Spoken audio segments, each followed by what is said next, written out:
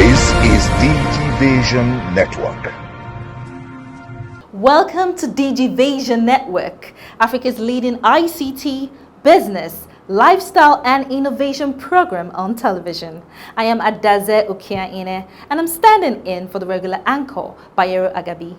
To be part of this show, please follow us on our social media handles and subscribe to our YouTube channel, www.youtube.com/Digivation Network, for exciting videos and reports. This is Digivation Network. In this edition, we bring you a special report on smart cities, the dangers of insufficient smart cities for the future, and rebuilding Nigeria. The special report will feature an exclusive with Sir Demola Aladikomo, Nigeria's leading IT expert and smart city campaigner. And guess what? One of our favorite segments is back on Digivation. I'll let you take a guess. Plus, a news report on the National Informationtechnology Development Agency, NITDA, as it launches the operations of a national public key infrastructure. These and many more coming your way in this edition. But first, let's serve you with trending issues that made news during the week, followed by Digitech tips with Folawewo Ayeni. Hello, I am Bayero Agabi, welcoming you to this new ride, a digital ride that takes you into the lifestyle experience of innovation, tech impact, and new business frontiers. This is Digivation Network. On a weekly basis, we keep you well informed of developments and trends. Now the tech ecosystem is impacting politics, business, public and private enterprise management, plus how the new digital life can transform your business. I am Bayero Agabi. Join us.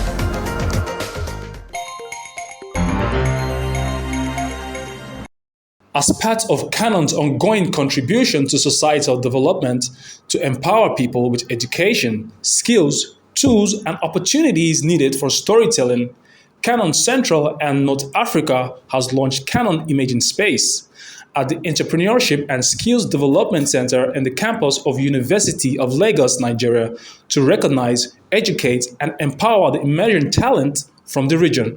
The Imaging Space will focus on educating, engaging, and training students in the arts of visual storytelling and photography. Canon will also be offering Canon Academy Masterclasses, a series that will be a hybrid approach of intensive training for students by Canon ambassadors.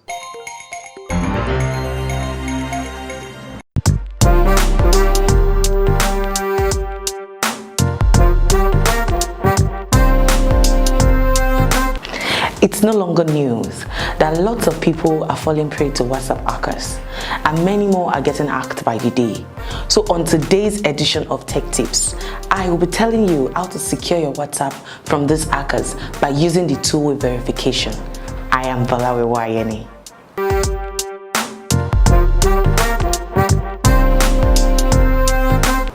The two-way verification protects and secures your WhatsApp from being hacked, thereby helping you not to lose your account. So to secure your WhatsApp using the two-way verification, first go to your WhatsApp message page. At the top right corner, click the three-dot icon, then go to Settings. Click Accounts, then the two-way verification. Under the two-way verification, click the Enable button, then input a 6-digit number that you can remember and an email address for recovery. That is optional. And then you will click the Enable button, and just like that, you have your WhatsApp secured. Even if an hacker gets an hold of your account, they cannot get access to it without your 6-digit code. But you also need to know that hackers will not stop trying. So how do you prevent them from gaining unlawful access to your WhatsApp account? This is how it is done. The hacker will try to register your WhatsApp on his or her device using your phone number. As a policy of Facebook owners of WhatsApp, a verification code will be sent to the mobile number used to open the WhatsApp account, and you will be the one to receive the verification code by SMS. This hacker will now call you to send him or her the code pretending to be calling from WhatsApp. If you make that mistake, it will automatically own your account and all your contacts and backup will be transferred to his or her device. So in order to stop this from happening, do not send or tell anyone your verification code. I hope this information was very helpful to you. For more informative video, please subscribe to our YouTube channel, www.youtube.com/Digivation Network. I am Folawewa Ayeni. Thanks for watching. This is Digivation Network. Thanks for staying with us. That was a very informative one there from Folawewa Ayeni. Up next is a news report on the National Information Technology Development Agency, NITDA, as it launches the operations of the National Public Key Infrastructure, NPKI, compiled by our reporter Hilary Demisa. The National Information Technology Development Agency, NITDA, has commenced operations of the National Public Key Infrastructure, NPKI, which was unveiled by the Director General, Malam Kashifu Inuwa, on Tuesday, 29 June 2021, while emphasizing on the importance for Nigerians to have access to the Internet. We all know how important PKI is when it comes to digital economy. Three things basically drive digital economy. Firstly, connectivity. People need to have access to internet. Secondly, digital identity. And this is something that even the banking sector, they need it. Other applications, they need it because we can use it to achieve e-trust for our system. Because I could remember some years ago, I think about 2 years ago, I was in the United States of America. I was trying to access my email through webmail. I couldn't throughout my stay for 2 weeks because they said the certificate cannot be verified. So I wasn't able to access it. So I know also a lot of people are having challenge to do online transaction in Nigeria because of this. Most of the global companies, they don't accept payment from Nigerians, or they don't use their own credit card details on our systems because we don't have our national PKI to authenticate all our web services. So this is a great milestone in our journey to digital Nigeria and digital economy. So, and the third aspect, the third thing that drive digital economy is online payment. When you have the connectivity, you have the digital identity of the person, the devices, the app, then you need to be able to make payment online. If you have these three capabilities, you will create and capture value in digital economy. So this is a great milestone in our journey, and here we have the representative of the DGSON. The DG wanted to come himself, but he just came back from Jos and he has to attend a council meeting. That's why he signed the most senior director, and he's the director of legal services. And also DG NIMSI is here because NIMSI is the first government or a first agency or organization that started using PKI in Nigeria. So they are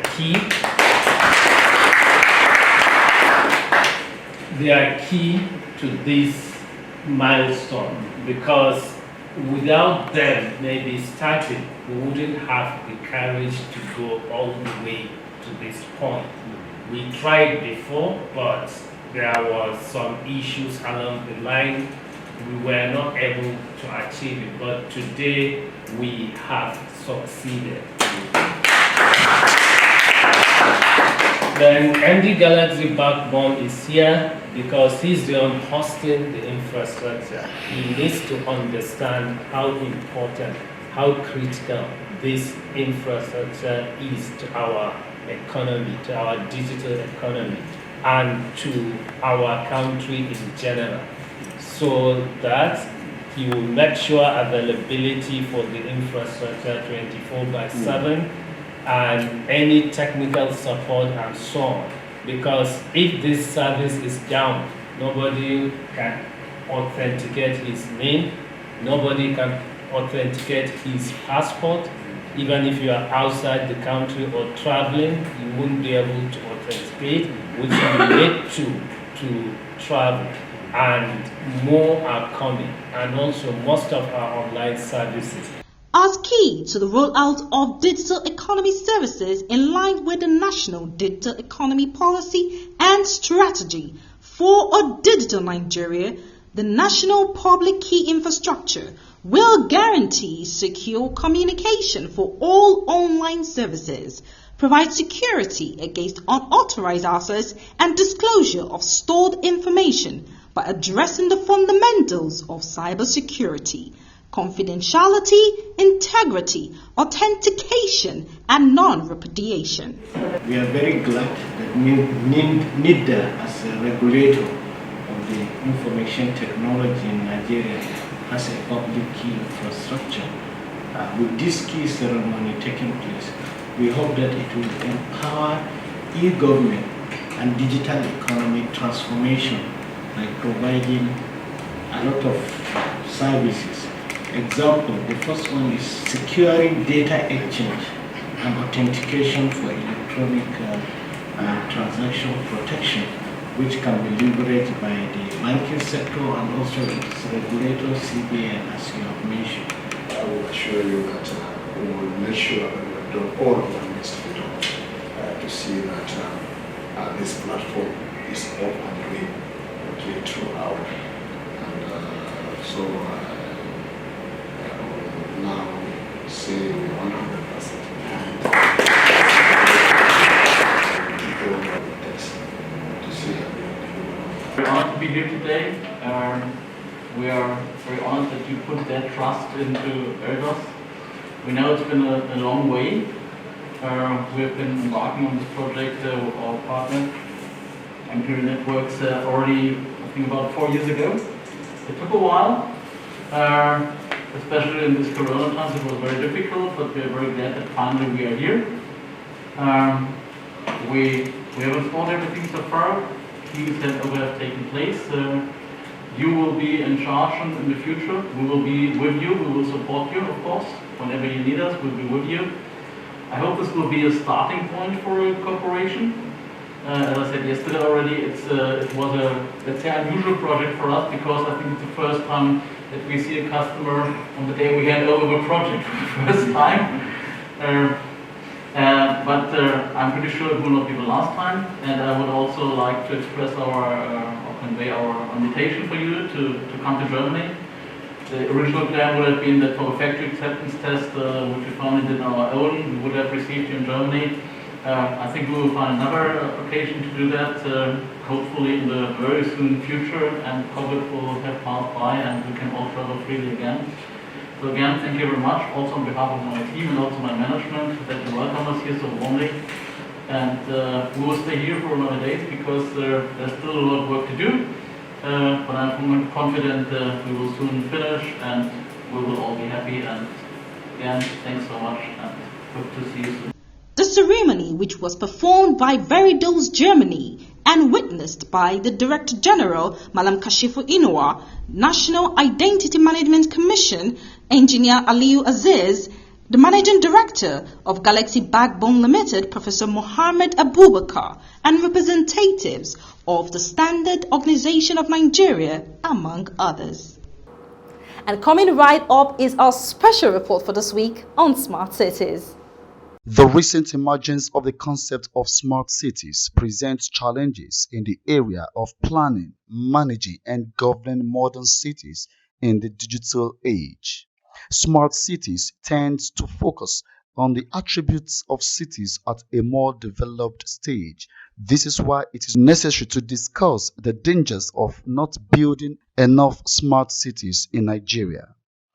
The truth is that there is no single route to building a smart city, but rather there are crucial steps that can be adopted as part of the building process for achieving that objective.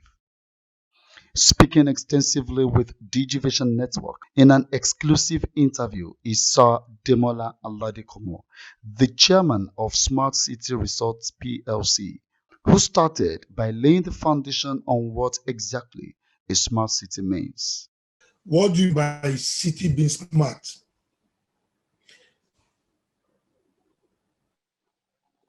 It has to be digitally managed.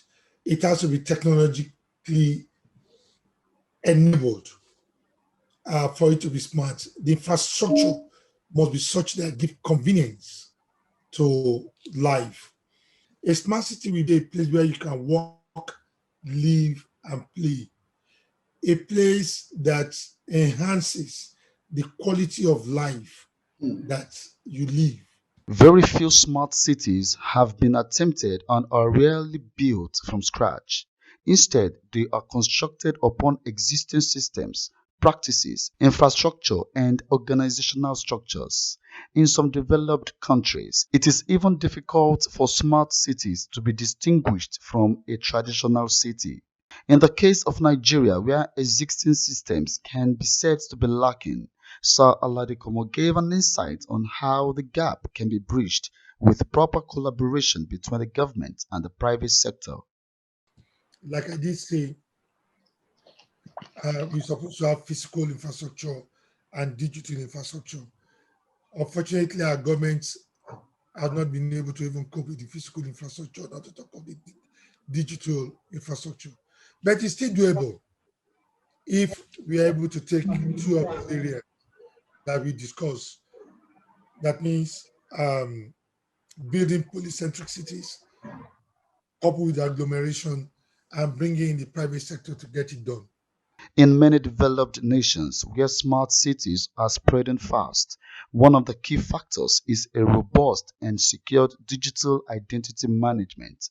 The recent efforts of the federal government of Nigeria shows that identity management is key to an effective execution of a smart city.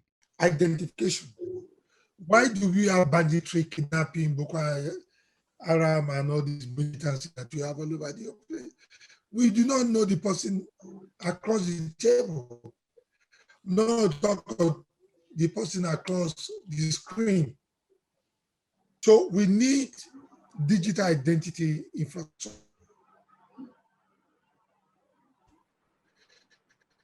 That is not, unfortunately, and that's what we told government. Let the private sector come in to get this thing done. Now we spend a lot of money. We've done a lot of work. That work is now being questioned under controversy. Can all the stakeholders come together on a table to draft a working plan for the actualization of smart cities for Nigeria? These and many more questions will be answered in the part 2 of this report coming next week. This is Digivation Network. If you've just joined us, you're still watching Digivation Network. Do check out our YouTube channel, www.youtube.com/Digivation Network, for more reports and informative videos. And guess what? One of our favorite segments is back, Inside Computer Village with Gideon Tobilaba. This week, we take a look at the purchasing pattern of Nigerians in the computer village, Ikeja, and why they get swindled at times. Enjoy this. Over to you, Toby.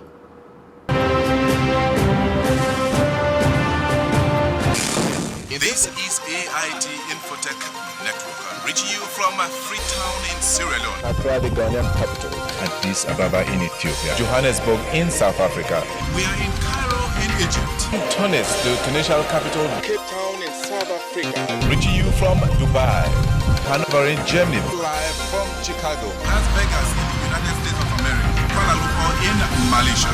We are in Beijing, China, in London, England. I am Bayero Agabi. Join us.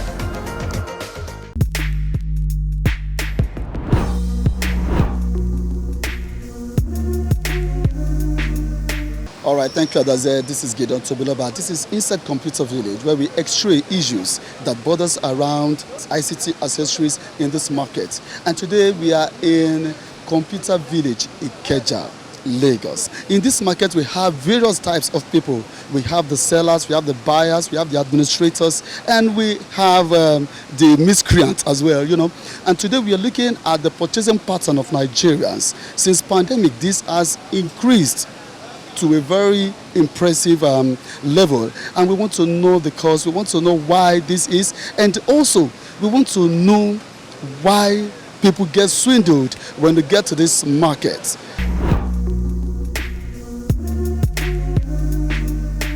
It was an obvious adjustment for a lot of people who especially have to work from home these days. You know, like most people will depend on office facilities and equipment for like laptops and all. You know, but we can see that most staff now work from home. You know, so of course there's a need for everybody to be to get their personal devices, like for instance laptop. If you work in an organization where there's a desktop, you can't move the office desktop to your house. Of course you have to get a personal PC. You know, amongst other many things, you know, like your backup, for instance, you might require a hard drive, you know, because you may not trust your own laptop. So people now buy one of the things that are fast selling now is the hard drive. You know, everybody gets a hard drive because people are now self-reliant on productivity.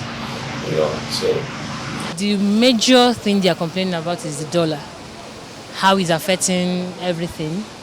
You know, not everybody can get their hands on money these days, and some of the goods are becoming very exorbitant, too exorbitant for people to purchase. Like there are some goods that used to be like, let's say 5,000. Most are now like 10,000, 6, 8, depending on the type of goods they are. For example, phones are becoming very expensive. So some will like, let me just wait till when dollar comes down, and some like, okay. And then the rich ones are the ones making the purchases these days. You know, we have a lot of cases of people coming to this market and they lose their money or their stuffs or whatever. We want to know the reason why people still fall into this trap in this market today. This is what traders have to say about these issues. In a market like this, if you want to do your market, as in you want to buy or you want to fix your things, make sure you go into shop where they are registered. But those guys that are on street are like, you want to buy, you want to sell. When you get into their hand, they can go away with your goods, based on your laptops and your money, your phones. Sure, you understand. Unlike we now, we have shop, so we have traces. Even though if you do wrong, customer will still come to your shop. Except you evacuate the shop, you don't want to come again. Most people fall into the wrong hands, number one, due to their greediness. That's the main reason why people fall into the wrong hands. Imagine they are selling this phone, this Camo 17 now. They are selling it like 85,000 naira. Then you see some niggas on the streets telling you can get that phone 30 from their hand. They, out of your own greed, you just approach them. They nap you. They go home crying. So the major cause of it is just greediness. Also talking to us about these issues, because these issues are very important to this market, is Jerry, who is a marketer in this market. Jerry talks to us about how he thinks people get swindled in this market and what exactly is the reason for the increase in patronage in Computer Village Ikeja. The first thing is greed, you know. To prevent that, you need to ask questions. If you don't have people to ask questions, you want to keep it personal and walk into a proper store, you know, so that whenever anything happens, you can always go back to the store. You know, most of the people get swindled are usually swindled by people right down the roadside. They call them also here, you know, I get one for here, or they show you, like the common one, they show you the device. You know, iPhone X here is available. You see somebody who doesn't have a shop and you want to buy from him. Some people is just pride, you know, you don't want to come into the market. You want to buy from your home, you know, you shop online. The online platform you haven't verified, you know, you can't see any engagement between the store in particular and maybe customers who have bought before, or somebody asking how much is this, or there should be at least one appraisal from a customer who has bought that device from that store. You know, then you can go on to call the number, verify that they have it, then confirm if you are coming yourself, if you are coming to pick up, at least let it be that you are sure they have a proper store. All right, that's it. We have heard from the horse's mouth the cause of the increase in patronage and the reason why people get swindled in the market. So when you are coming here next time, please do things the right way. And don't forget, you can also be swindled when doing it online. Make sure you take precautionary measures to ensure that you are not swindled of your money. From this end, I hand over back to Adaze. I'm Gideon Tobilaba.